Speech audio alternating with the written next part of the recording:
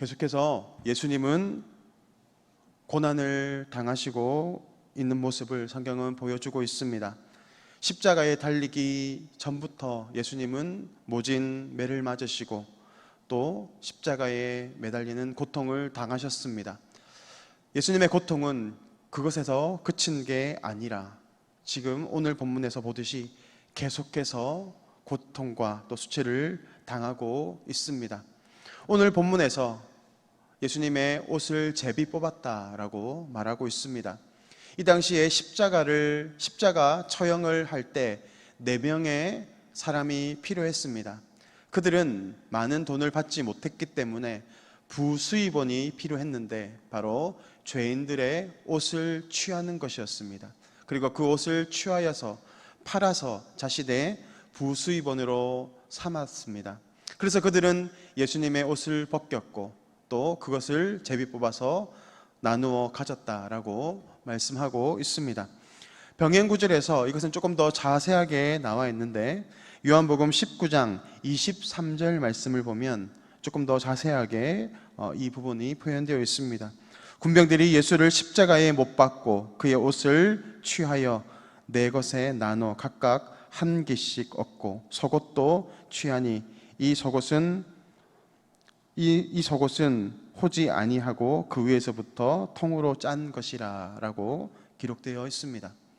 오늘 예수님의 옷을 취하였을 뿐만이 아니라 오늘 본문에서 이 말씀에서 보듯이 그 속옷까지 취하였다라고 말씀하고 있습니다. 그것은 무엇을 말씀하고 있습니까? 예수님의 모든 옷이 다 벗겨졌다. 그러니까 모든 사람들 앞에 발가벗겨진 참으로 모욕적인 상태 가운데 처해 있다라는 것을 보여주고 있는 것입니다. 사람들은 그의 발가벗겨진 모습을 바라보면서 예수님을 조롱하고 있는, 그리고 매우 무기력하게 매달려 있는 그 예수님을 우리는 바라보게 됩니다. 피조물에 의해서 손가락질 당하고 모욕당하고 있는 그 예수님의 모습을 오늘 성경은 바라보도록 하고 있는 것입니다. 그리고 예수님의 십자가에 매달려 있는 그 머리맡에는 죄패가 쓰여 있는데 바로 유대인의 왕이다 라고 쓰여 있습니다. 이것은 우리가 잘 알다시피 모욕적인 표현으로 쓰여진 것입니다.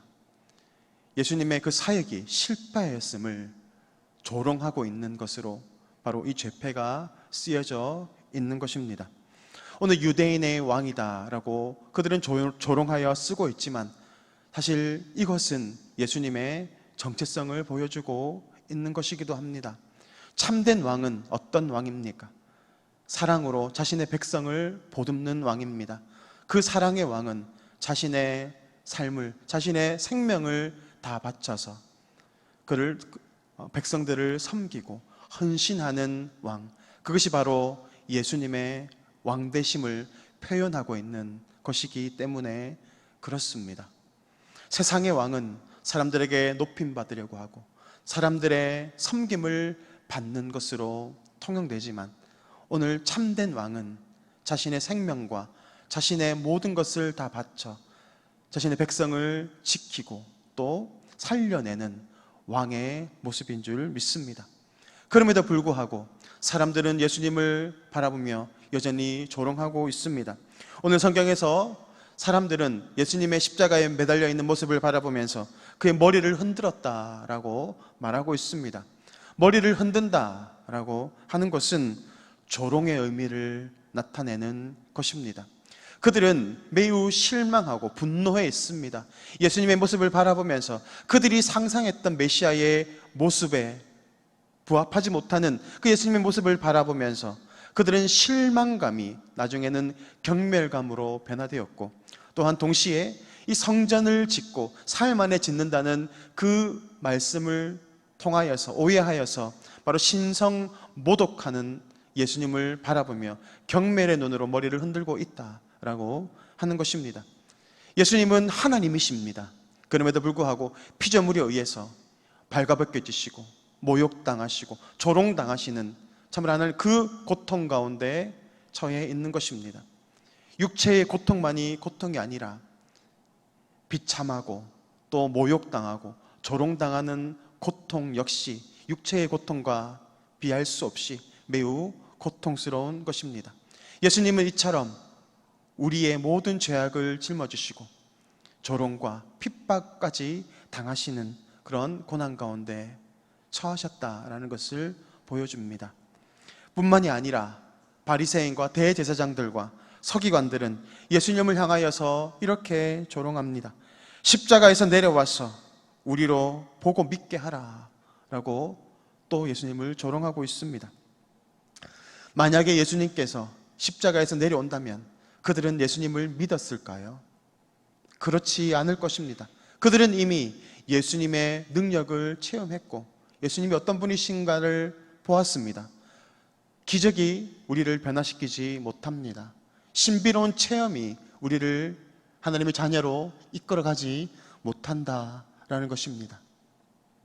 구원은 어떤 것입니까?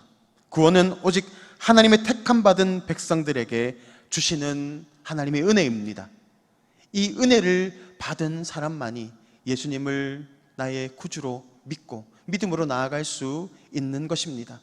이곳에 모인 모든 하나님의 백성들은 바로 이 하나님의 은혜, 그 구원을 선물 받은 사람인 줄 믿습니다. 오늘 예수님께서 어떻게 구원의 은혜를 이루어 가셨습니까? 자신이 죽으심을 통하여서, 자신이 모욕당함과 수치당함을 통하여서 자신의 생명을 온전히 내어 버리셨을 때에 하나님은 그의 순종하심을 통하여서 구원을 이끌어 내셨다라는 것을 우리는 기억해야 할 줄 믿습니다. 이 구원은 예수님의 고난 가운데 이루어진 것입니다. 낮아짐 가운데 이루어졌습니다. 그러므로 우리 역시도 이 고난의 자리 가운데에서 하나님의 의를 이루어 나아가게 될 줄 믿습니다. 내가 죽어질 때에 나의 욕심과 나의 정욕과 나의 고집이 죽어질 때 하나님은 우리의 삶을 통하여서 놀라운 은혜를 베풀어 가실 줄 믿습니다. 내가 죽어지면 내 자녀가 살아납니다. 내가 죽어지면 우리 가정이 살아나고, 우리가 죽어지면 동부교회가 살아나고, 하나님의 나라가 온전히 영광 가운데 임하게 될 줄 믿습니다. 약할 때 강함이라는 말이 있습니다. 이것은 우리가 약할 때, 내 고집과 나의 죄성이 끊어질 때, 오직 나의 이 정욕 속사람이 죽어질 때 우리 안에 그리스도께서 살아나시고, 그것이 바로 우리의 강함이 된다라는 것입니다. 예수님께서 자신을 부정하시고 죽음 가운데 나아가셨을 때 예수님은 그 낮아지심을 통하여서 하나님은 그 가운데 능력으로 임하셨고 구원을 이루어 내셨습니다. 우리의 삶 역시도 그래야 할 줄 믿습니다. 오늘도 내 고집이 아니라 하나님의 뜻을 바라보며 그 말씀 가운데 나를 쳐서 복종시킴으로 내가 온전히 낮아지고 죽어질 때 하나님은 우리의 삶을 통하여서 위대한 일들을 이루어 가실 것입니다. 오늘도 우리가 부정되어지고 내 속에서 하나님의 능력이 온전히 이루어질 때 오늘도 우리의 삶 가운데 놀라운 열매가 맺힐 줄 믿습니다. 예수님이 계신 곳이 어디일까요? 어디에 가면 예수님을 만날 수 있을까요? 예수님을 만날 수 있는 자리는 바로 낮고 천한 곳, 아무도 알아주지 않고 아무도 인정해주지 않는 그 자리에 우리 예수님이 계십니다. 오늘도 그 낮고 천한 자리, 아무도 인정해주지 않는 그 자리 가운데에서 하나님의 뜻을 이룸으로 오늘도 강한 능력의 주님을 소유하시는 복된 성도님들 되시기를 주님의 이름으로 축복합니다. 이 시간 화면을 보시고 다 같이 기도의 제목을 읽겠습니다. 낮은 곳에 임하시는 주님의 은혜를 체험하게 하옵소서. 주님의 뜻을 이루기 위해 당하는 고난을 기뻐하며 온전히 감당하게 하옵소서. 이 시간 다 같이 기도드리겠습니다. 지금도 살아서 역사하시는 하나님 아버지, 오늘도 이 말씀 가운데 오늘도 우리가 온전히 순종하며 나아가기를 원합니다.